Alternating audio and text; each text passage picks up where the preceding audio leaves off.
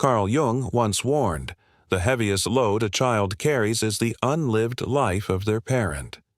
But today's men bear a similar weight, the unlived truths of ancestors who never faced the raw reality of women. Jung saw it with piercing insight. You don't see women as they truly are.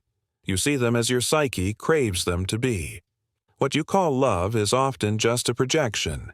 This isn't about venom or finger-pointing. It's about snapping awake to the hidden currents steering your relationships, your heartaches, and your obsession with the feminine. Because until you do, you'll remain chained to women, mistaking it for freedom.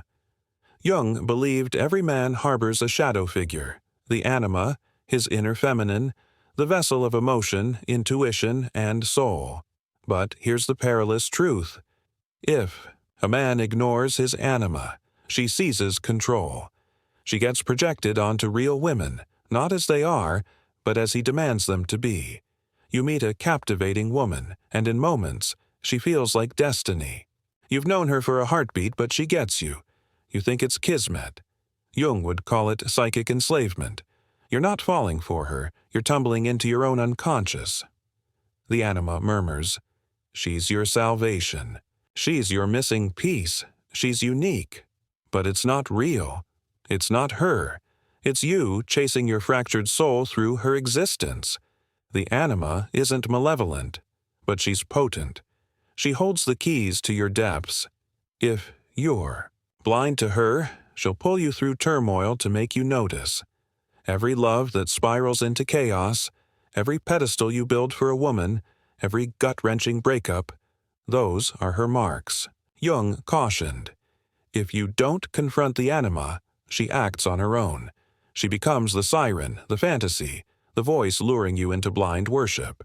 You're a moth drawn to a flame, not by her allure, but by your inner cracks. Integration starts, not with denial, but with awareness. When you engage your anima directly, instead of chasing her echo in women, your essence shifts. You stop seeking redemption in others and begin the plunge into your own soul. Only then do you become a man who chooses love, not one devoured by it. To control a man, you don't need shackles. Just let him fall for his own illusion. Most men today are spiritually hollow, raised in fractured homes by absent fathers, distracted mothers, or both. They weren't taught to embody manhood.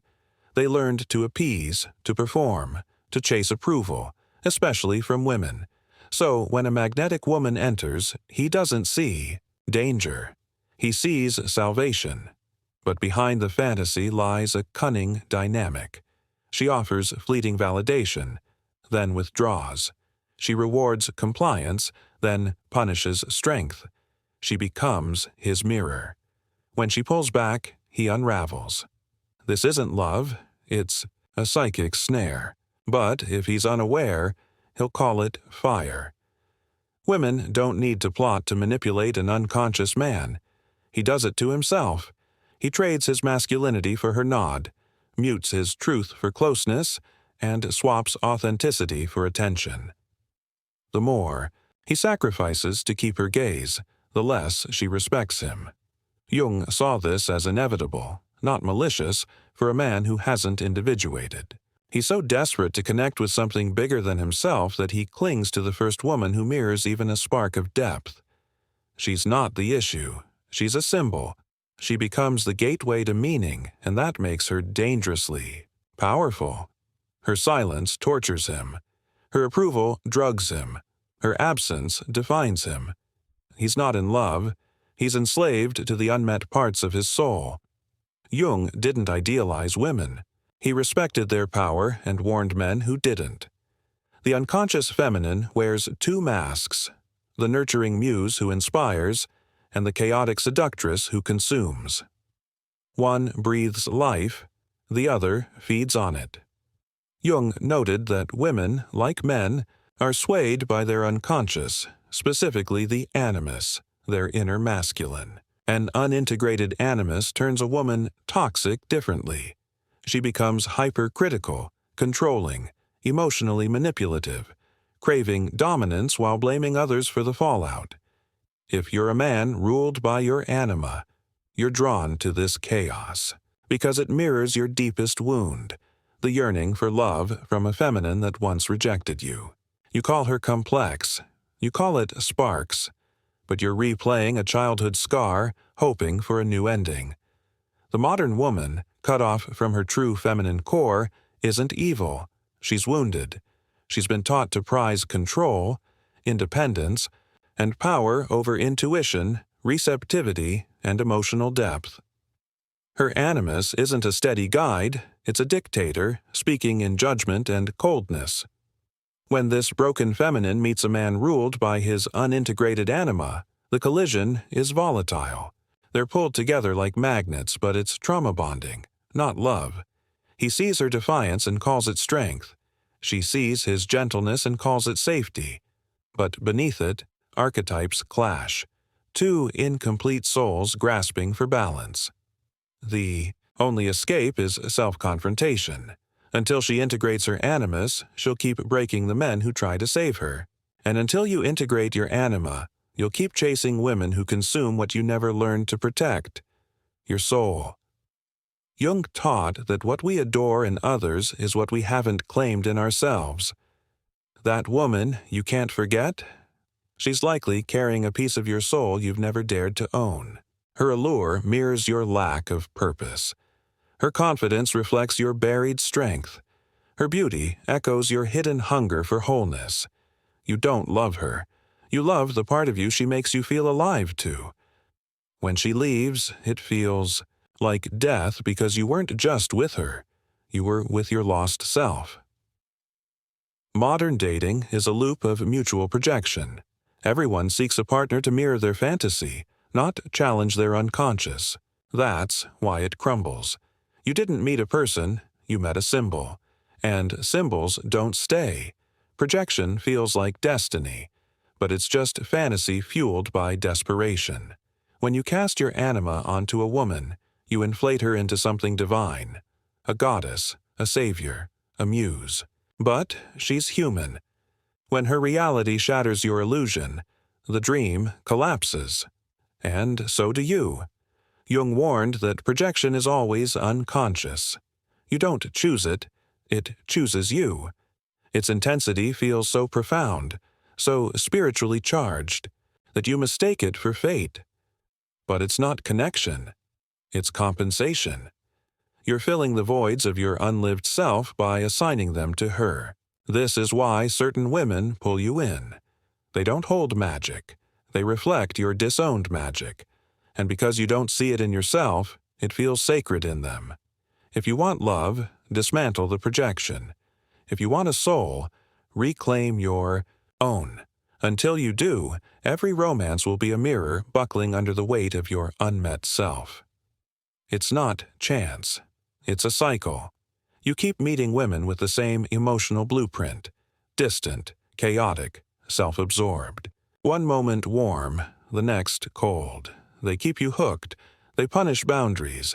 They vanish when you show strength but cling when you pull away.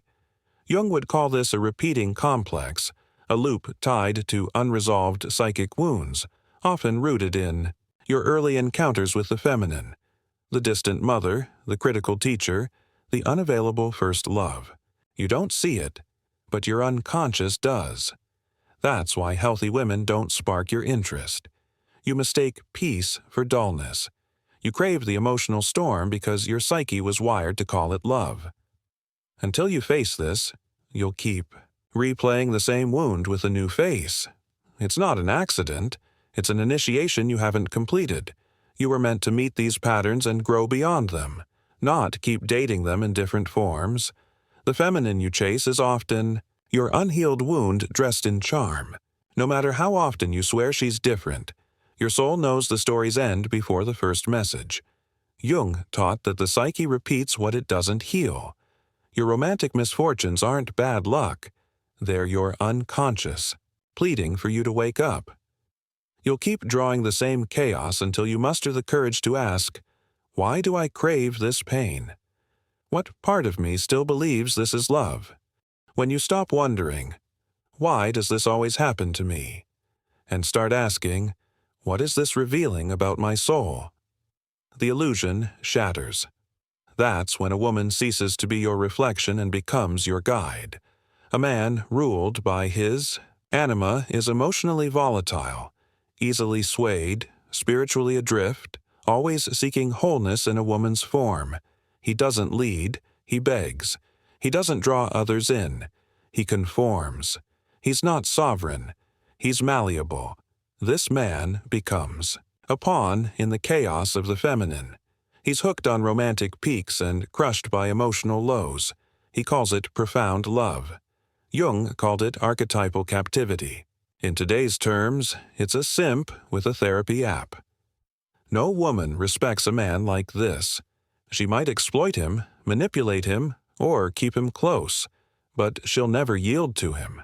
How can she surrender to someone enslaved by her image? The anima-driven man isn't feeble. He's unclaimed. He's a man with passion in his core but no path for its fire. So he lets women define his worth. He lets their approval shape his value. He waits for the feminine to anoint him complete, never realizing the crown must be forged within. This man exists in spiritual servitude. He believes love will redeem him, romance will heal him, intimacy will quiet his inner storm. But it never does. He's not chasing a woman. He's chasing transcendence. Until he sees this, no woman can bear the weight of his unlived soul. He'll stay trapped in cycles of obsession, collapse, and shame. Jung understood this trap. He saw that a man without initiation seeks it through the feminine, but she cannot initiate you. She can only mirror your progress, or lack of it. Until you stop tying your worth to her gaze, you'll never become the man she could genuinely revere. You'll just be another shadow circling her light, mistaking warmth for love. Here's a harsh truth most men can't face. Women don't want you. They want what you stir in them. It's not about you. It's about what you symbolize. To an unconscious woman, you're a stand-in for her father, a servant to her ego, a challenge to her control, or a reflection of her shadow. Most modern women don't seek a man. They seek an emotional hit, a validation dispenser, a fleeting escape from their own disconnection from the feminine soul. If you show up with true masculinity, rooted, conscious, disciplined, they'll either fear you or be transformed by you, but never indifferent. That's the test. If she's indifferent, you're not sovereign enough to touch her unconscious. Female. Desire is complex but not arbitrary. Jung believed women, like men, are shaped by their unconscious. Their attraction isn't rational, it's symbolic. They're not drawn to wealth or status. They're drawn to meaning. In a spiritually empty world, most men don't offer it. They bring performance, compliance, or fleeting thrills. But an integrated man doesn't just excite her. He captivates her without effort, not through dominance, but through presence. Woman feels when a man is unmoved by her tests. When he doesn't crumble under her silence, when her beauty doesn't bend him into submission, that's when something primal stirs. Respect. You don't earn desire through striving. You evoke it by embodying the masculine her psyche secretly yearns for. This isn't about control. It's about depth. If your presence doesn't confront her animus, she'll never open to you. She'll dominate you, resent you, or outgrow you. But if you touch the part of her soul that quakes in your presence, desire turns to devotion. To integrate your anima, you must stop pursuing women and start confronting your soul. You must become dangerous, not cruel or toxic, but psychologically sovereign. A man who knows himself is immune to beauty's manipulation. He sees through seduction. He doesn't break when affection is withheld. He doesn't plead for validation because he's whole within. This man doesn't need the feminine. He chooses it, and women sense that. When a man integrates his anima, he becomes a threat to the modern dating game. Why? Because he can walk it away. because shallow charms don't sway him, because his love isn't for sale. Most women have never encountered a man like this, a man who doesn't orbit their chaos, who sees them not as saviors, but as reflections of his inner work. This is the man no longer driven by wounds disguised as love. He doesn't react, he observes. He doesn't cling, he chooses. He doesn't perform, he is. To women ruled by an unintegrated animus, this man feels distant, daunting, even harsh. He refuses to play the role they've cast for him. He doesn't rescue. He doesn't scapegoat. He holds his ground. In doing so, he shatters their fantasy. This man is dangerous not because he hurts, but because he can't be used. His worth isn't negotiable. His attention isn't cheap. His soul isn't up for barter in exchange. This is what Jung meant by integration. The anima is no longer projected outward. She's reclaimed inward. When a man becomes whole, his presence speaks louder than words. He no longer seeks love to feel alive. He brings life to love. Once you reach this sovereignty, the game shifts. You're not trying to win women. You're awakening them. Jung's answer wasn't to shun women, but to withdraw your projections, see clearly, and reclaim the qualities you've projected onto them. You see her strength? Cultivate strength in your life. You admire her depth? Explore the depths within you. You crave her emotional richness? Build intimacy with your own soul. This is individuation, becoming whole. Only then can you meet a woman as an equal. Not a goddess, not a siren, not a savior, but a person. Only then is love real. Reclaiming. The anima isn't romantic. It's grueling. It demands you face your emotional hunger instead of outsourcing it to women. Instead of needing her to soothe you, you learn to hold yourself. Instead of needing her approval to feel worthy, you earn your own respect. This is the difference between the unconscious man and the integrated one. The former needs her to feel complete. The latter knows she was never the key, only the mirror. Jung taught that the inner feminine must be made conscious, not worshipped, not ignored, not chased through lovers or flings, but fully acknowledged and integrated. Only then can a man move through the world unshaken. Not because he's emotionless, but because his emotions no longer rule him. When you become this man, you stop falling for potential. You stop confusing lust with love. You stop blaming her for your projections. You become so anchored in yourself that only women who bring clarity, not chaos, earn your closeness. Carl Jung wasn't writing pickup lines. He wasn't here to help you get the girl. He was here to help you reclaim your soul. His warning was clear. If you don't make the unconscious conscious, it will steer your life and you'll call it fate. Most men think they're unlucky in love. They're not unlucky. They're unaware. They mistook fixation for love, chaos for chemistry, projections for passion. But Jung knew the truth. Women aren't your problem. Your unconscious is. Until you face it, you'll be ruled by the feminine but never truly loved by it. The world doesn't need more men memorizing red flags. It needs men who face their inner fire without flinching. Men who stop blaming women for their inner storms and start doing what no app or coach can teach: shadow work. You don't fix your life by fixing women. You fix it by integrating the parts of yourself you've projected onto them. Your chaos? Own it. Your longing? Explore it. Your heartbreak? Let it forge you. Jung's message wasn't avoid women. It was know yourself so deeply that no woman can steal your soul. This is the raw truth. She was never the answer. She was the reflection. When you see this, the spell breaks, the grief begins, the work starts, and the boy within you fades. Only then does the man emerge, not the man women dream of, not the man society applauds, but the man who walks with clarity because he found wholeness in himself. This is Jung's stark truth about women. They're not here to complete you.